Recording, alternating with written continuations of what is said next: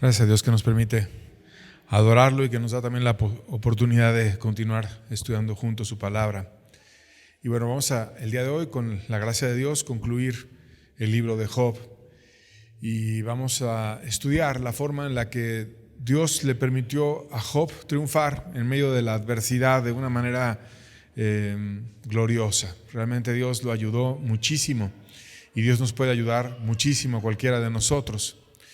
Y quisiera iniciar con el gran favor que Dios da a todo ser humano, que es la bendición a través de nuestro Señor Jesucristo. Primera de Timoteo 2, versos 4 al 5 dice: el cual quiere que todos los hombres sean salvos y vengan al conocimiento de la verdad. Porque hay un solo Dios y un solo mediador entre Dios y los hombres, Jesucristo hombre.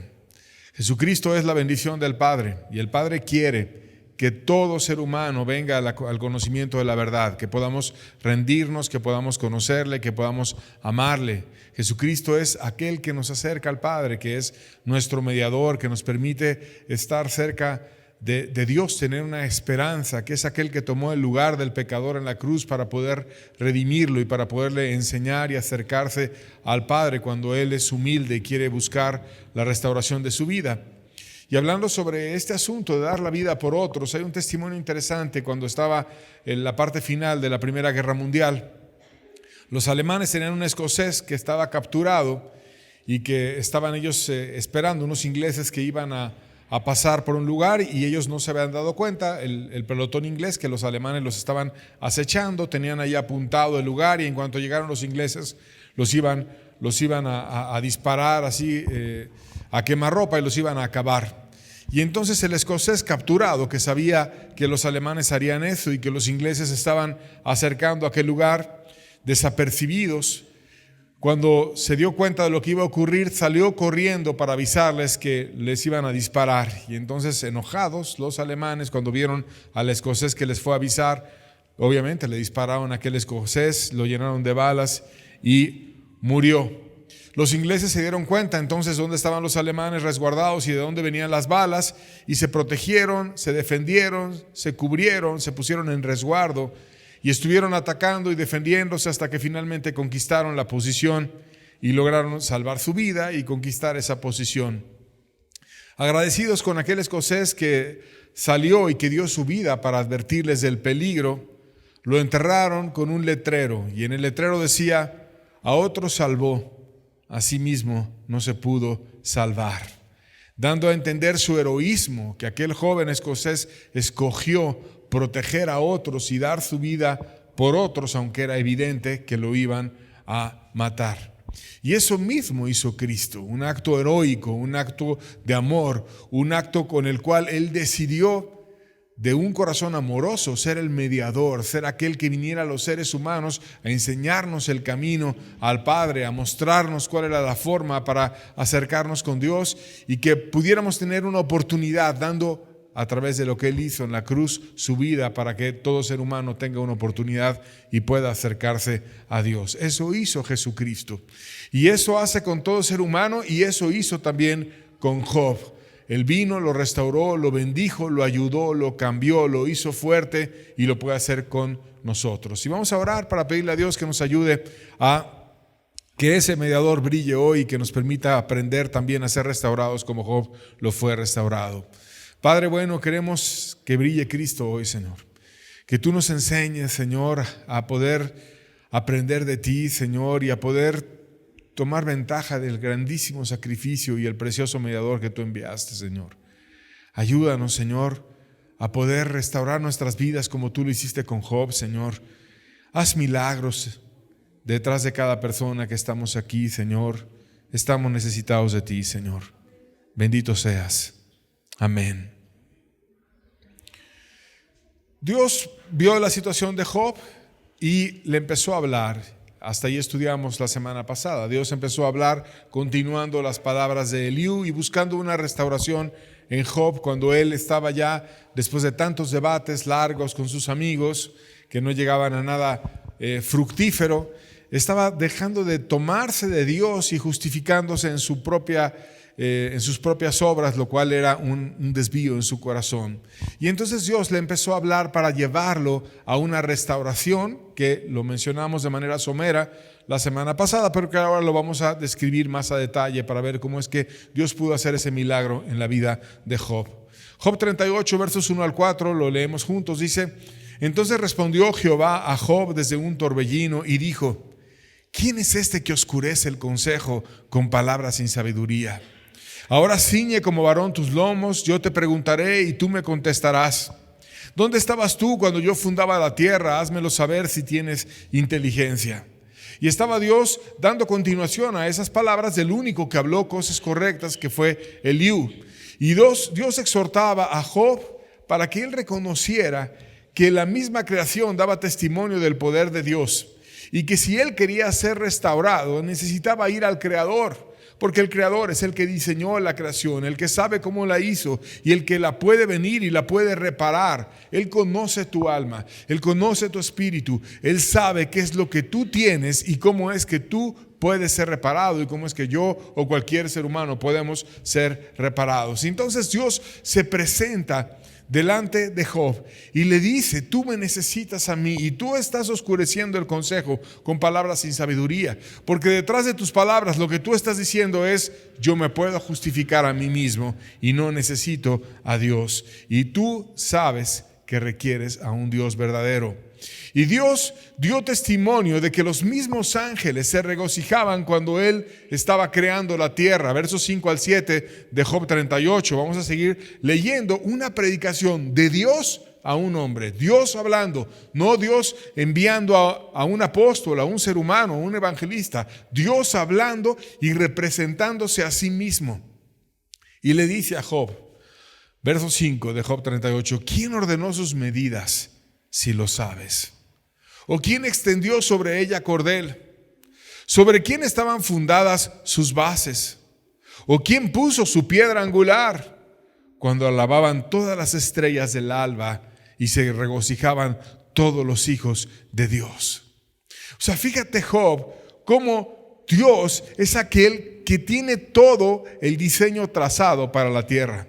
Y quien la midió y sabe cada una de sus dimensiones y de los parámetros adecuados para que todo el planeta funcione. Él sabe cuál es el fundamento, cuáles son las leyes que puso para que la vida se sustente en la tierra, cuál es el eje de todo, cuál es la piedra angular. Y cuando Dios iba acomodando todos esos parámetros increíbles que hoy vemos funcionar, sus leyes en la tierra, algo pasaba en el cielo que estaba siendo testigo de la creación. Dice que le alababan todas las estrellas del alba, los hijos de la mañana, los ángeles alabando a Dios, y se regocijaban los hijos de Dios. O sea, Dios estaba creando la tierra y los ángeles estaban reconociéndolo y estaban alabándolo. Entonces, si los ángeles, que son superiores a nosotros, que estaban cerca de la presencia de Dios, que tienen mucha mayor revelación, que tienen muchos años, miles de años y no pocos años como nosotros, algunas décadas, ellos se regocijaban y ellos encontraban la fuerza en Dios, ¿cuánto más tú no necesitas, Job, reconocer la gracia que solo yo te puedo dar?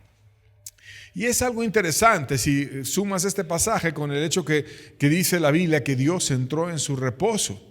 Y hablando de que Dios terminó esos días de la creación, que aquí está descrita de una manera diferente en el libro de Job, y que después Dios entró en su reposo, y después se equipara eso con un periodo como de semana, ¿no? Con un periodo en el cual Dios creó y después reposó. Y en ese sentido vemos que Dios ha dejado de crear porque simplemente estamos viendo lo creado. Pero pensando, si Dios reposó y una semana es seguida por otra semana, ¿no habrá otro evento en el cual Dios vuelva a crear? Y en el que volvamos a ver a Dios que empiece a hacer cuestiones maravillosas. Y si los ángeles le alababan y descubrían cómo Dios fundaba todas las cosas en la tierra, y cómo Él, como un padre, venía y creaba y medía y hacía, como un ingeniero experto, sabio, increíblemente poderoso, creando todo lo que está a nuestro alrededor, y los ángeles se regocijaban y veían a su padre crear todo esto, habrá algún día en el que tú y yo estemos con Dios, en el que estemos en su gloria, donde le estemos alabando y donde ahora podamos ver este poder creador de Dios. Qué hermoso es todo eso. Y si los ángeles pudieron disfrutarlo, imagínate cuando nosotros podamos ver a Dios hacer todas esas cosas maravillosas, lleno de poder.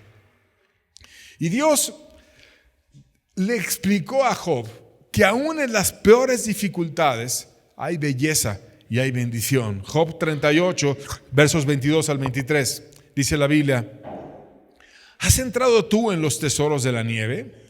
¿O has visto los tesoros del granizo, que tengo reservados para el tiempo de angustia, para el día de la guerra y de la batalla? O sea, Dios dice aquí que hay tesoros en la nieve. Y si Dios dice que hay tesoros en la nieve, es porque verdaderamente existen esos tesoros en la nieve. Y a lo mejor nosotros, que aquí en México, en esta parte del país, al menos no suele haber mucha nieve, no estamos muy conscientes del efecto que tiene la nieve. Sin embargo, tiene un efecto muy grande y ayuda en todo el mundo para muchos propósitos. Por ejemplo, la nieve, como es blanca, y cuando cae, cubre vastísimas regiones del planeta entero de un color blanco, refleja la luz del sol, y ese efecto ayuda a regular la temperatura en el planeta entero. También la nieve, cuando empieza a nevar, reduce el ruido. Está nevando y reduce el ruido, y oyes menos el ruido externo porque está nevando. Y absorbe el frío. Y puede llegar a absorberlo de tal manera que, en ese principio, se construyen los iglús y pueden los seres humanos estar dentro de un lugar que literalmente es una casa de nieve y estar de una forma vivible, con una mucho mejor temperatura dentro de aquel lugar. Y es bellísima la nieve. Y vamos a ver una imagen sobre cómo se genera cristales en la nieve, en los copos de nieve, y están representados en la imagen que vamos a ver. Por favor, si la colocan, algunos de los muchísimos cristales que están disponibles. Ahí ves varios cristales del lado izquierdo y uno que está visto de manera singular del lado derecho, y todos ellos son diferentes, todos ellos son bellísimos, y todos ellos son cuestiones que no estamos muy acostumbradas a ver en México por la situación de que no hay mucha nieve en esta parte, pero que existe, y que el agua, cuando toma su forma cristalina y tú la ves a detalle, empieza a generar cuestiones bellísimas, verdaderas obras de arte como las que se representan en esas imágenes. Cada copo de nieve tiene 100 trillones de moléculas, 100 trillones de moléculas. Y estas moléculas se pueden agrupar de un mundo inmensamente grande de formas, una con otra, con otra, con otra, con otra. Sería un número de combinaciones tan grande que es casi impronunciable el número tan grande que se genera al combinar 100 trillones de diferentes posibilidades con las moléculas, por lo que es técnicamente imposible que existan dos copos de nieve iguales. Cada uno es diferente a otro y son obras de arte totalmente únicas. ¿Y qué es lo que está pasando aquí? Hay belleza en el frío, hay belleza en la dificultad. Y si Dios creó la nieve de una forma tan hermosa y tan bella, aún en los detalles, cuando lo ves en un microscopio, nos está enseñando algo en la dificultad, en la adversidad, en la aflicción. También hay belleza que yo tengo para ti. Y así como la nieve, cuando cae, te absorbe el ruido, y cuando viene la dificultad, empieza a absorber el ruido, empiezas a ponerle menos atención al exterior, empiezas a buscar más a Dios, empiezas a reflejar más la luz de Dios, porque el Dios viene y permite que lo conozcas mejor, y ves que en cada detalle se da algo bellísimo. Y como cada copo de nieve es diferente, cada persona tiene distinta dificultad, porque la dificultad que tú tienes es muy diferente a la que yo pueda enfrentar y diferente a la de tu hermano de al lado, y todos tenemos circunstancias únicas. Pero Dios tiene una belleza que regalarnos a cada uno de nosotros, y Dios puede sacarte triunfante de la dificultad, cualquiera que ésta sea. Y Dios está consciente de todo y te puede purificar y dejarte blanco como la nieve, y bello y artísticamente hermoso con la bendición de Dios. Él es la fuente de la sabiduría y quien da alimento en el cielo. Job 38, versos 36 al 37 dice: ¿quién puso la sabiduría en el corazón? ¿O quién dio al Espíritu inteligencia? ¿Quién puso por cuenta los cielos con sabiduría y los odres de los cielos? ¿Quién los hace inclinar? Aquí está diciendo Dios, mira Job, si tú andas en humildad, te puedo compartir la verdadera sabiduría. Yo te hice inteligente, yo te puedo levantar y yo te puedo ayudar y dar gracia y la verdadera sabiduría. Y citó al cielo como ejemplo. Y la Biblia nos habla de muchas personas interesantes en el cielo. Habla de 4 seres celestiales, habla de ángeles, habla de arcángeles, habla de 2 olivos que nos enseñaron muchas cosas cuando estaban aquí en la tierra y que son citados en la Biblia y que además van a volver a regresar y demás. Y dice que Él fundó los cielos con sabiduría y que además los cielos se inclinan como odres a Dios para que Él los pueda llenar. Esto es, ¿de dónde viene toda esa belleza y toda esa sabiduría y todo ese poder de esos seres celestiales? El centro de todo es Dios. Y Dios es quien les da belleza y quien les ayuda y quien les bendice y quien los puede levantar. Y ellos se inclinan para recibir de Dios llenura.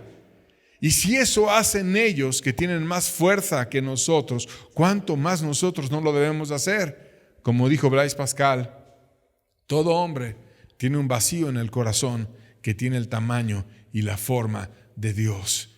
Y si Dios llena el cielo, Dios puede llenar tu corazón y Dios te puede fortalecer y cambiar por completo.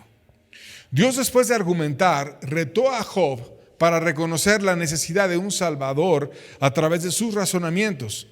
Pero Job no quiso responder. Job 40, versos 2 al 5 dice: ¿es sabiduría contender con el omnipotente? El que disputa con Dios responda a esto. Entonces respondió Job a Jehová y dijo: he aquí yo soy vil, ¿qué te responderé? Mi mano pongo sobre mi boca. Una vez hablé, mas no responderé, aún 2 veces, mas no volveré a hablar. Job aparece en este pasaje como una persona emberrinchada, sorprendida en algo incorrecto, que Dios lo estaba confrontando para llevarlo a la salida, pero que decide mejor quedarse así sin hablar. Y no se trata de que tú huyas cuando Dios viene y te confronta, sino se trata de que tú reconozcas aquello a lo cual Dios te quiere llevar. Dios ve y se da cuenta que cuando alguien no reacciona y aparentemente toma una posición neutral, aparentemente, que es lo que estaba haciendo Job, como diciendo: no, yo ya no hablo, yo me tapo la boca, yo soy vil, pero en realidad sí está reaccionando una persona así, porque el no abrirte a Dios para decirle: sí es cierto, Señor, estoy mal, tú repárame, tú eres el creador, tú eres el que hiciste esas bellezas de la nieve. Tú eres el que puedes hacer algo hermoso en medio del frío y de la dificultad que yo estoy enfrentando. Y si simplemente se cierra y dice: ya no quiero hablar, no estaba llegando a la solución de todo. Pero Dios se presenta a sí mismo como aquel que no cura con liviandad la herida. Dios, cuando apunta a la herida, no la deja de señalar hasta que esa herida es sanada. Versos 6 al 8 de Job 40. Respondió Jehová a Job desde el torbellino y dijo: cíñete ahora como varón tus lomos. Yo te preguntaré y tú me responderás. ¿Invalidarás tú también mi juicio? ¿Me condenarás a mí para justificarte tú? Aquí está Dios debatiendo con Job. Al no hablar, al no participar, al tener una actitud pasiva de no entrega, Job estaba invalidando su juicio. Estaba diciendo que Dios condenaba sin justicia y se estaba justificando él mismo. Y Dios no es injusto, aunque necesitamos de su favor y de su ayuda para podernos salvar. Dios confronta a Job y Dios lo pone en la orilla para que él pudiera arreglarse. Dios apunta a la herida y no quita el dedo de la llaga hasta que la llaga es sanada.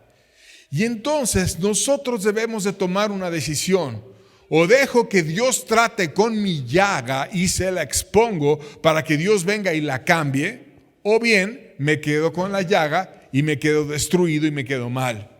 Y tristemente dice la Biblia que esta es la condenación, que la luz vino al mundo y los hombres amaron más las tinieblas que la luz porque sus obras eran malas. Cuando nuestras obras son malas y Dios viene y nos apunta, es incómodo, no nos gusta, no es agradable a la carne que nos confronten, que nos muestren que estamos mal. Eso no es agradable para Job, ni para mí, ni para ti, ni para nadie. Pero Dios no es aquel que cura la herida con liviandad. No es como muchos grupos religiosos que te dicen, pásale, ven, no hay problema. Tú siéntate aquí, tú haces una oración rápida, acepta a Cristo y ya, algo sin ver la herida, sin entender, sin razonar, sin profundizar en el corazón. Dios no es así. Dios no deja de apuntar la herida hasta que la herida sanaba. Como un leproso cuando llegó con Jesucristo y le dijo, si quieres puedes limpiarme. Y entonces Jesucristo lo tocó y le dijo, quiero ser limpio. Apuntó a la llaga y lo limpió. Y cambió y sanó su lepra. Eso hizo con aquel leproso. Y si dejamos que la lepra de nuestra alma sea apuntada por Él, reconociendo lo mucho que lo necesitamos, entonces nuestra alma podrá ser restaurada y cambiada. Pero si Job se cerraba, si decía ya no quiero hablar, ya no quiero decir nada, si no quería continuar con Dios, entonces no podía llegar al final de su restauración. Le dejó saber Dios, dentro de toda esa conversación, que le podía ayudar a vencer al diablo solamente Él mismo. Mira, Job, el que estás enfrentado con el diablo eres tú, y para vencerlo me necesitas a mí. Job 41, versos 1 al 2, dice, ¿sacarás tú a Leviatán con anzuelo o con cuerda que le eches en su lengua? ¿Pondrás tu soga en sus narices y horadarás con garfio su quijada? Aquí está el diablo representado como Leviatán, que es el nombre de una bestia marina gigante, similar a un dragón que representa al diablo.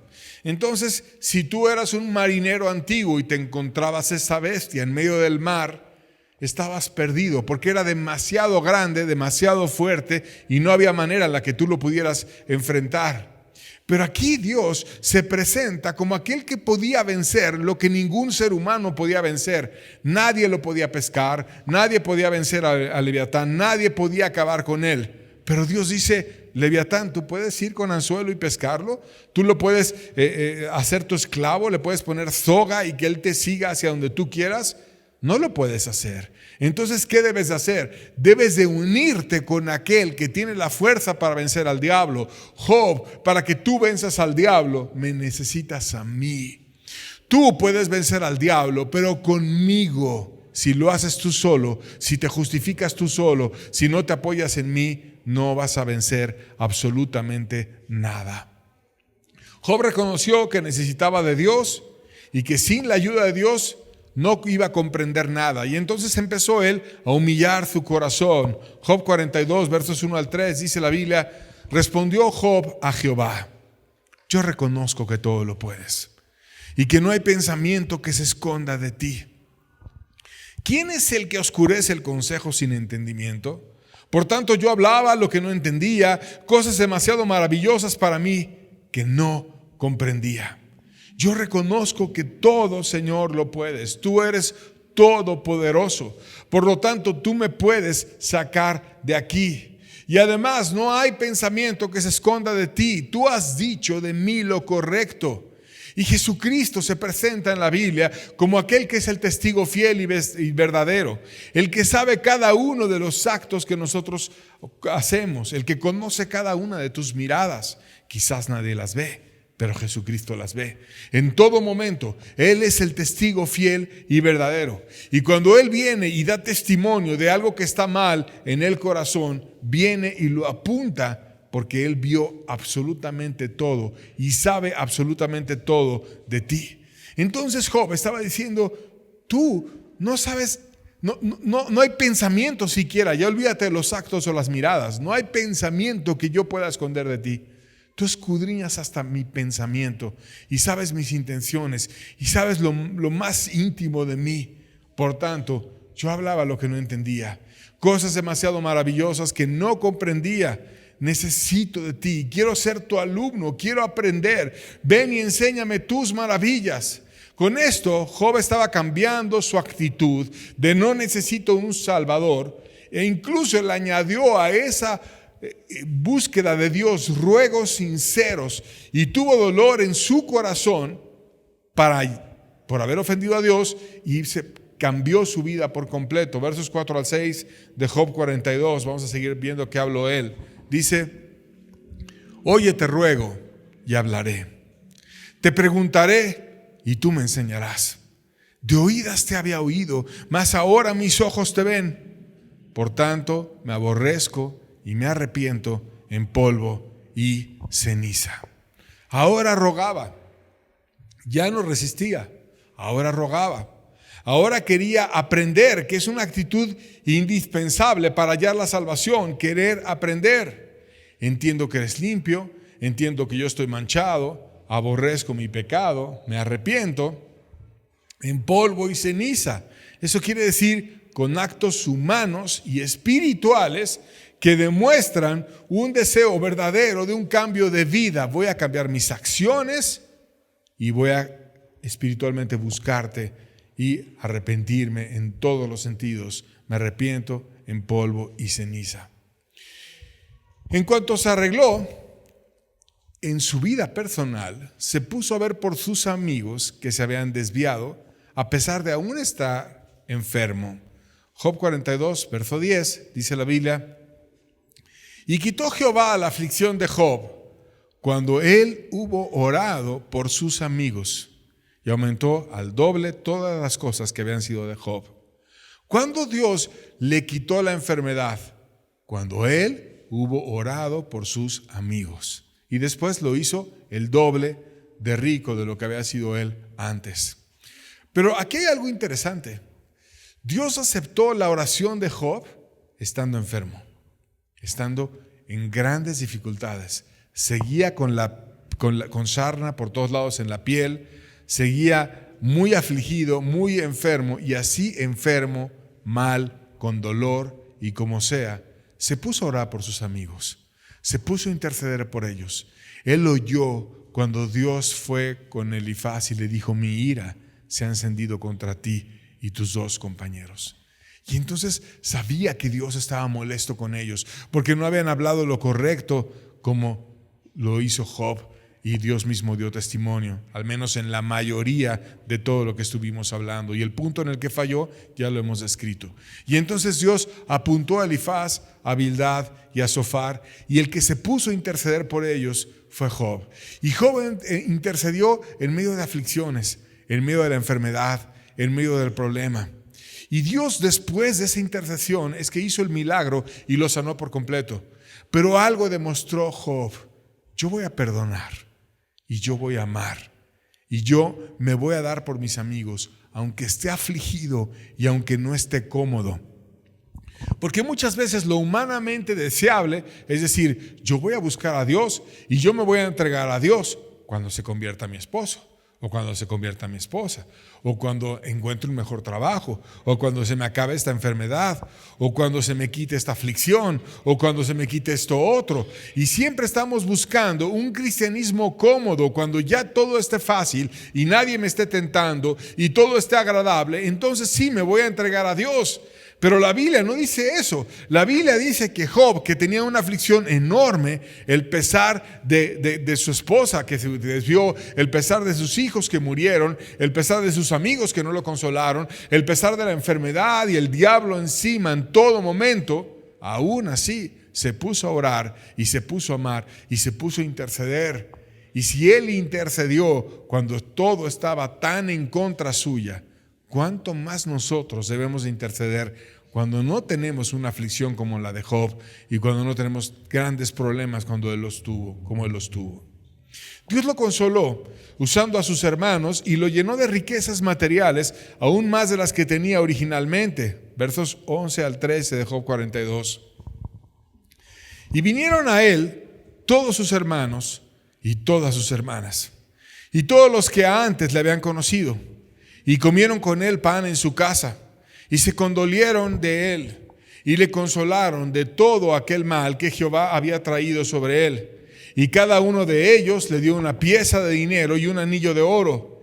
Y bendijo Jehová el postrer estado de Job más que el primero, porque tuvo 14,000 ovejas y 6,000 camellos y 1,000 yuntas de bueyes y 1,000 asnas, y tuvo 7 hijos y 3 hijas.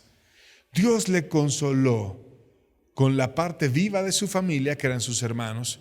Llegaron ellos, comieron con él, lo consolaron, le amaron. No dice por qué no estuvieron ahí al principio, quizás no se enteraron o lo que fuera. Pero el caso es que llegaron ahí, lo amaron, le dieron un anillo de oro, una pieza de dinero, fueron y le dieron riquezas sus hermanos. Y luego Dios lo bendijo y permitió que todo eso que recibió fuera multiplicado y regresara ahora con creces, con 14,000 ovejas, con muchos camellos, con muchos bueyes, con muchos asnos. Y además de eso, lo material, le dio 7 hijos y 3 hijas. Tuvo una vida larga, fue muy longevo y Dios le bendijo en extremo. Versos 15 al 17 de Job 42 dice: y no había mujeres tan hermosas como las hijas de Job en toda la tierra. Y les dio su padre herencia entre sus hermanos. Después de esto vivió Job 140 años y vio a sus hijos y a los hijos de sus hijos hasta la 4ª generación, y murió Job viejo y lleno de días. Imagínate, 140 años después del problema. Si cuando tuvo el problema ya tenía a sus hijos de una forma independiente, que comían en casa del primogénito cuando vino el muro y se derrumbó y todos ellos fueron aplastados, quizás tendría unos 45 o 50 años, aunque no dice la Biblia su edad, pero debió haber tenido cierta edad para tener a los hijos de una forma que ya estuvieran independientes, comiendo entre ellos, a lo mejor más incluso. Pero después de todo esto, todavía tuvo 140 años más. Entonces fue una de las personas más longevas que han habido en este planeta después del diluvio. Vivió muchísimo. Dios lo bendijo muchísimo. Dios lo ayudó. Dios le permitió disfrutar a sus hijos, disfrutar a sus nietos, la otra generación, la 4ª generación, hasta que murió viejo y lleno de días y había visto muchas bendiciones. Tuvo una vida larga, llena de Dios, llena de su gracia, llena de su poder, donde pudo acompañar a sus hijas, donde pudo acompañar a cada nieto, a sus bisnietos, a los que estaban ahí hasta 4 generaciones abajo. Dios lo bendijo, lo acompañó y estuvo siempre con él. Aún Dios le concedió los deseos de su corazón. Por ejemplo, Job anheló que su historia fuese contada. Job 19, versos 23 al 24, dice, cuando estaba en la aflicción: ¿quién me diese ahora que mis palabras fuesen escritas? Y ¿quién diese que escribiese en un libro? Con cincel de hierro y con plomo fuesen esculpidas en piedra para siempre. Él deseó que sus palabras no se las llevara al viento. Él deseó que no solamente fuera una aflicción pasajera. Y Dios lo oyó. Y cuando pasó todo ese tiempo de la aflicción, sus palabras verdaderamente quedaron escritas en un libro que ha sido perseguido durante muchos años, pero jamás ha sido anulado, que es la Biblia. Y hoy, que han pasado más de 4,000 años de que Job estuvo en esta tierra, aún tenemos el libro que describe las palabras que él dijo, las palabras de sus amigos, la oración de Job. Todo eso que Job deseó, Dios se lo dio. Dios oyó su petición, Dios se agradó de su petición y Dios nos dejó este libro para que nosotros aprendiéramos a buscarlo y a depender de él, y nos bendice a través de toda esta historia, la historia de Job.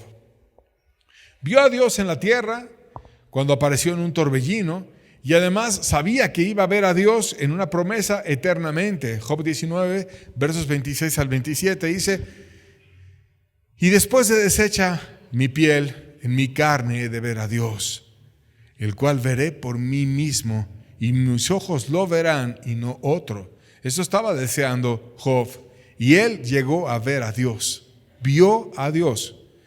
Sabemos que nosotros entendemos cómo es Dios y aprendemos de él a través de su palabra, pero sinceramente no le hemos visto físicamente.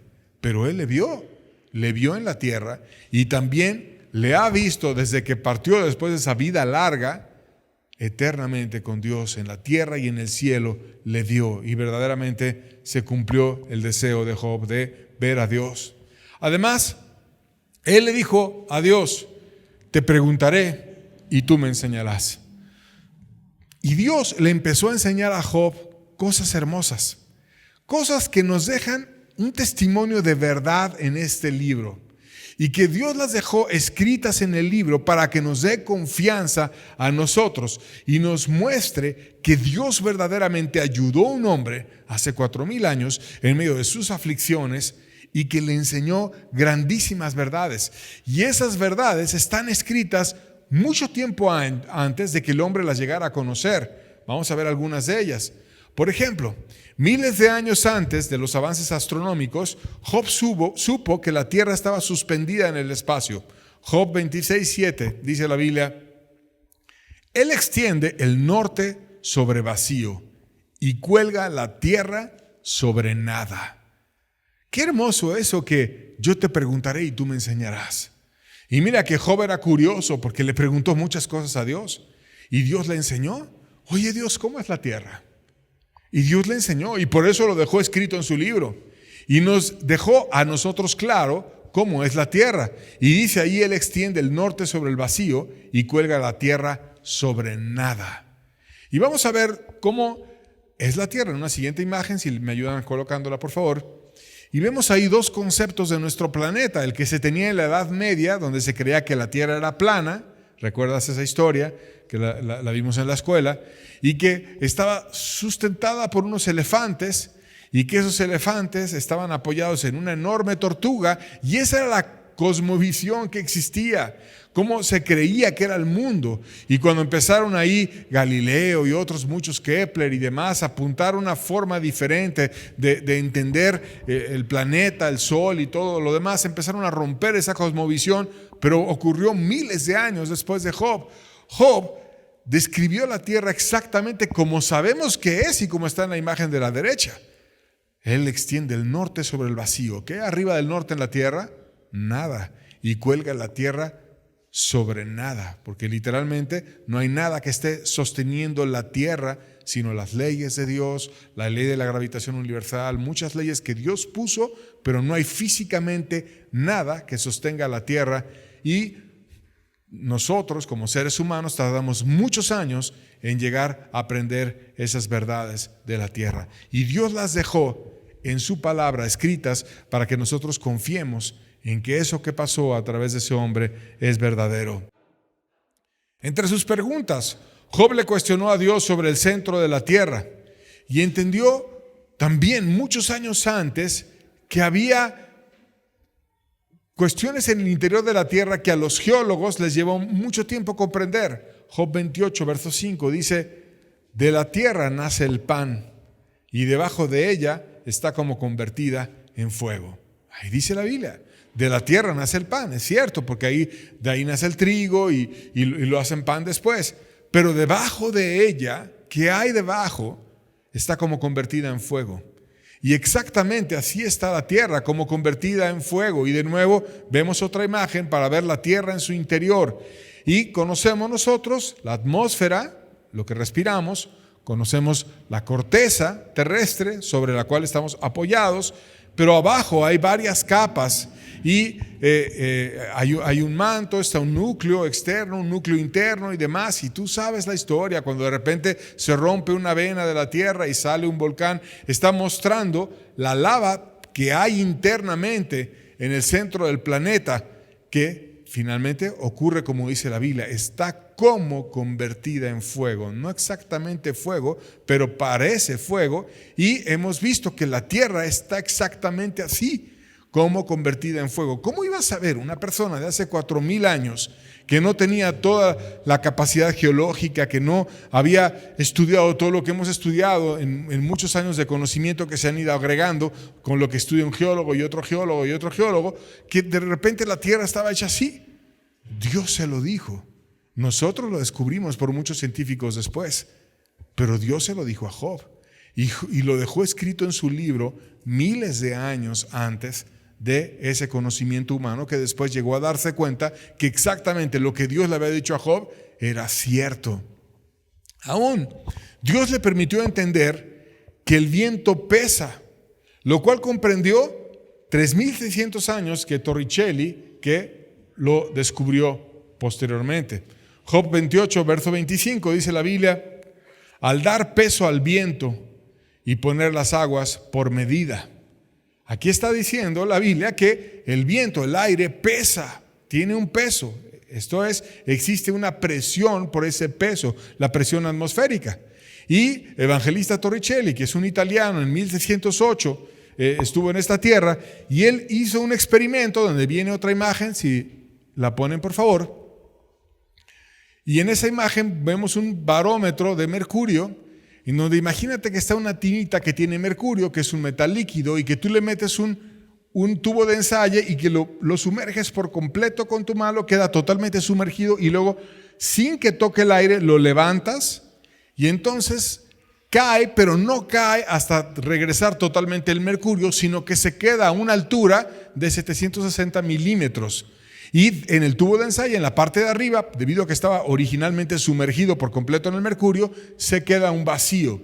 Entonces existe una diferencia de presiones entre la presión que ejerce el aire sobre ese recipiente, que viene con flechas hacia abajo, y la presión del vacío, en ese caso, que está en el tubo de ensayo. Y esa diferencia de presiones se mide en una altura de mercurio que son 760 milímetros de mercurio si lo haces a nivel del mar.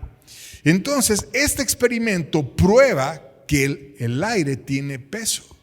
Y de hecho sí tiene peso, porque puedes ver que 1 litro de aire pesa aproximadamente 1 gramo. Y aunque tiene poco peso, pesa. Y cuando tienes tantos litros de aire arriba, ya es un peso fuerte, que no lo sientes porque tú también en tu cuerpo tienes una presión hacia afuera que equipara la presión del aire sobre ti. Sin embargo, existe.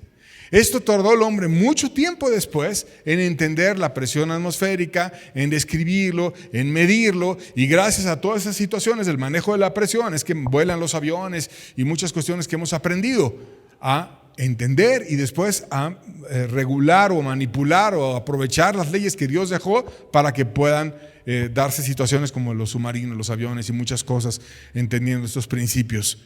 Dios lo dejó mucho tiempo antes con Job, cuando le dijo: yo te preguntaré y tú me enseñarás. Y Dios verdaderamente le enseñó. También Dios le reveló, y hemos aprendido en este libro a detalle cómo es el tentador. Le enseñó cómo era el diablo, lo expresó como un acusador, como alguien contencioso, como alguien engañoso, como alguien fuerte, pero vencido por Dios. Y explicó también cómo el diablo engaña. Job 41, versos 31 al 34 dice: hace hervir como olla el mar profundo y lo vuelve como una olla de ungüento. En pos de sí hace resplandecer la senda, que parece que el abismo es cano. No hay sobre la tierra quien se le parezca. Animal hecho exento de temor, menosprecia toda cosa alta, es rey de todos los soberbios. Está describiendo al diablo y lo está diciendo cómo viene él y genera engaños para todos los hombres y hace hervir el mar profundo y lo vuelve como una olla de ungüento. Hace como que todo parezca apetecible, como si hubiera una unción, una gracia y algo especial en el desvío. Y te dice que el abismo lo presenta como un lugar blanco, o sea, no como un lugar de perdición, sino como un lugar agradable. No parece un lugar de tormento. Y por eso el diablo te lo presentan aún el día de hoy como un tipo chistoso, como el jefe del infierno, que tú puedes llegar y que puedes bromear a veces con él, cuando en realidad no va a ser el jefe de nada, sino va a ser el ser más miserable de todo el infierno. Sin embargo, viene un engaño a servir el mar profundo y lo convierte como una olla de ungüento y hace en pos de sí resplandecer la senda para que parezca atractivo seguirlo. ¿Cómo entonces vencerlo? Pues para que no venga y te venza él, dice: él es rey de todos los soberbios, por lo tanto sé tú humilde para que puedas vencer al diablo. El diablo se presenta en el libro de Job como vencido por Dios. Job 41, versos 3 al 4 dice: el diablo, como se presentó con Dios, multiplicará él ruegos para contigo, te hablará él lisonjas, hará pacto contigo para que le tomes por siervo perpetuo. Aquí presenta al diablo como un sirviente de Dios, como alguien que es usado para nuestro bien, aún por Dios, para que podamos ser mantenidos en humildad ante Dios. y que el diablo viene y le presenta lisonjas, o sea, adulaciones y exaltaciones que no son sinceras a Dios, pero que lo hace con tal de quedar bien con él, y le ruega que lo tome como siervo perpetuo. Entonces lo que Dios diga, el diablo va a hacer, y está totalmente vencido. Entonces, ¿por qué Dios deja al diablo? Y hay un ejemplo que describe ese actuar de por qué Dios deja al diablo. En una ocasión había un pescador que venía y traía pescado de alta mar, y cuando él traía a los peces de regreso, los pescaba, los ponía en una alberquita dentro de su barco, y cuando llegaban los peces, pues ya los sacaba y los entregaba para vender, pero estaban con la carne flácida, bofos, etcétera, y entonces no le gustaba mucho porque después del viaje llegaban como deprimidos y mal. Entonces tuvo una idea, y la idea fue meter 2 pequeños tiburones en esa alberca donde él ponía los peces. Y entonces los peces, como estaban todo el tiempo defendiéndose de los tiburones y pensaban que se los podían comer en cada momento, entonces estaban evitando los tiburones con miedo, con cuidado, y llegaban entonces ahora de una forma fuerte al puerto, y tuvo un mejor pescado gracias a que tuvo la idea de meter 2 pequeños tiburones en ese recipiente. Y así Dios con nosotros dejó al diablo para mantenernos humildes, para que busquemos su gracia y para que nos podamos apoyar en él. La vida de Job nos enseña entonces que a través de la prueba podemos conocer más a Dios y estar a su lado. Job 42, verso 5, y con este texto despedimos el ciclo. Dice Job, después de toda su aflicción: de oídas te había oído, mas ahora mis ojos te ven. De oídas te había oído, mas ahora mis ojos te ven. Y si nosotros aprendemos a descubrir la gracia de Dios en medio de la dificultad, si nos apoyamos en Dios, si estamos a su lado, si estamos cerquita de Él, podemos descubrir su conocimiento, podemos estar cerca de Él, podemos tener su gracia, su favor, su ayuda, su bendición. Y eso pasó con Job y pasará con cualquier persona que se humilla en medio de la dificultad. Por ejemplo, Hudson Taylor, un misionero en China, me gusta mucho su testimonio porque tuvo aflicciones y tuvo dificultades y tuvo persecuciones. Y en una de las grandes dificultades que él enfrentó fue la muerte de su esposa. Y entonces de repente estaba con las dificultades, sin esposa, en un país lejano, con situaciones familiares, con una persecución, una tristeza. Y puso todas sus aflicciones y todo ese frío y toda esa dificultad y esa prueba delante de Dios. Y dice él en su libro que llegué a desear, si me hubiera sido lícito, males mayores para tener consolaciones mayores, porque fue precioso el consuelo que Dios trajo a mi alma. Dios vino y me pulió, me ayudó, me bendijo, me fortaleció, me llenó de consuelo, me llenó de gracia. Dios me dejó descubrir la belleza de la nieve. Dios me dejó ver su gloria, su gracia, su favor. Dios lo dijo con Hudson Taylor. Dios lo puede hacer con cualquiera de nosotros. Vayamos a Dios, apoyémonos de Él y Él nos va a bendecir. Y queremos terminar con un canto, en esta ocasión en un video que vamos a ver, que habla precisamente del consuelo que Dios trae cuando lo buscamos y cuando nos apoyamos en Dios. Él viene y nos bendice y nos ayuda y nos suple y nos habla. Vamos a verlo y vamos a dejar que Dios ministre nuestras almas a través de este canto del consuelo de Dios.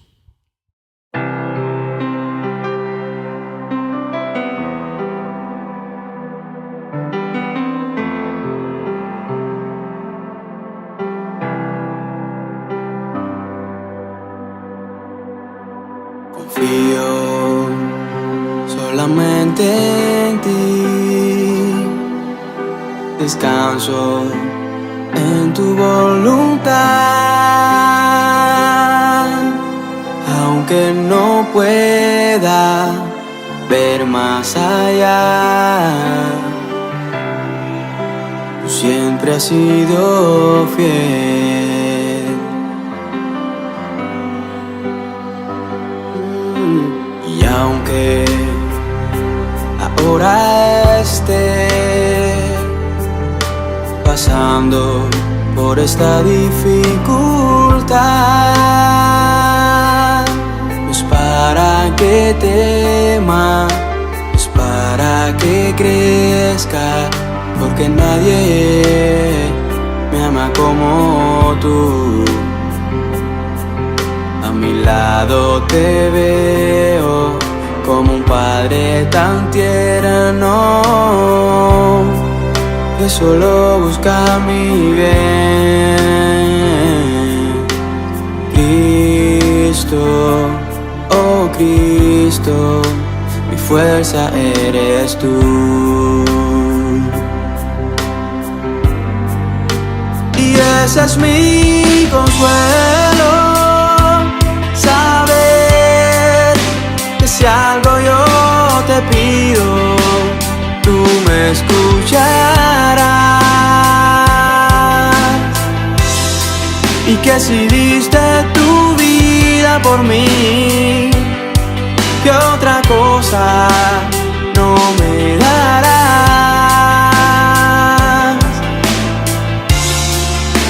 Que aunque sufra aquí, mi gozo está en la eternidad. Yo sé que tú me amas y que nunca cambiarás.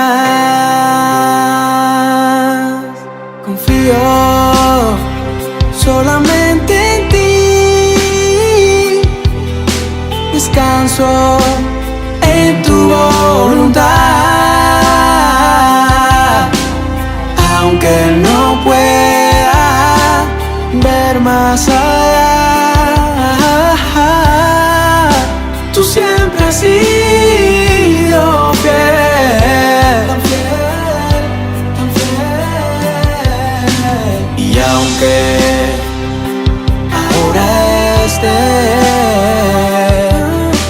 pasando por esta dificultad,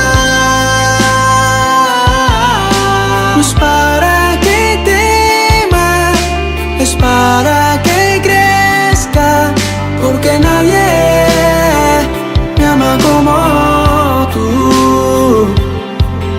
A mi lado te veo como un padre tan tierno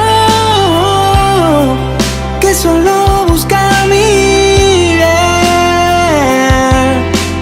Cristo, oh Cristo, mi fuerza eres tú. Yeah. Y ese es mi consuelo, saber que si algo yo te pido, tú me escucharás. Y que si diste tu vida por mí, ¿qué otra cosa no me darás? ¿Qué no me darás? Que aunque sufra aquí, mi gozo está en la eternidad. Yo sé que tú me amas y que nunca cambiarás.